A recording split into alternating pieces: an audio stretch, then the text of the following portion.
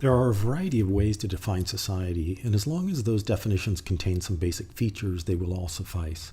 You might think of society like the British artist George Cruikshank and depict it as he did in this 1840 image, the British beehive. It's a nicely ordered image, alluding to the efficient production of the bee colony. There is a place for everything, and everything is in its place. Nice, unless you're one of the worker drones, and anyway, it's a radical oversimplification.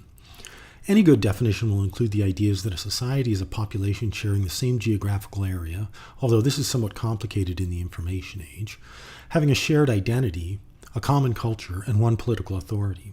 But you need to understand that a society only exists to the extent that we act it out and communicate about it.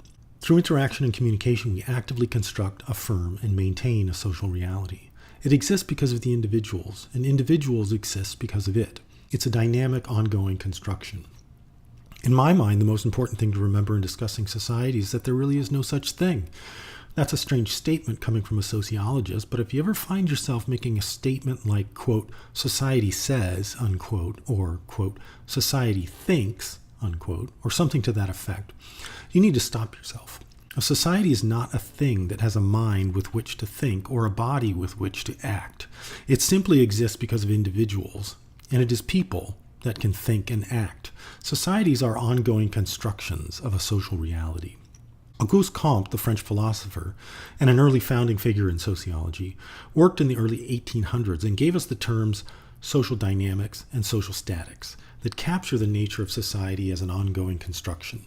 Social dynamics are forces that contribute to that ongoing construction, while social statics affirm and maintain those constructions.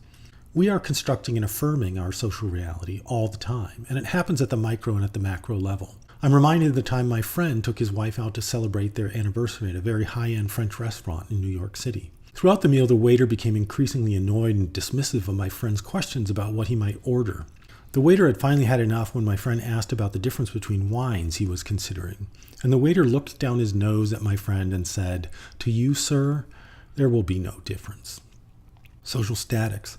He was asserting the social reality of a hierarchy of culture in which some people are privileged with good taste and higher status, while others are not, and he was putting my friend in his place on that hierarchy.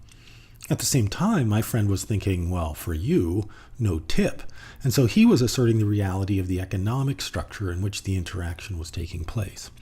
We see here macro structures of culture and economics being affirmed in micro interactions. You can also see statics at the macro level. Take, for example, our legal institutions and the importance of precedent.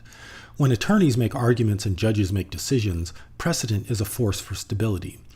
One can break with precedent, but one needs a very good argument to do so. Forces for change, social dynamics, can be seen at the micro and at the macro level as well. The feminist artist Barbara Kruger's image, "Your Body is a Battleground," reminds us of our personal struggles with dominant norms of gender and appearances that are acted out upon one's body. At the macro level, we might look at the phenomena around immigration and migration to see forces for change. Changing patterns of immigration can lead to changes in culture and politics and law. So again, try to think of society as a process or an activity rather than as a thing, a verb rather than a noun. It changes as we change it, and we change as it changes us.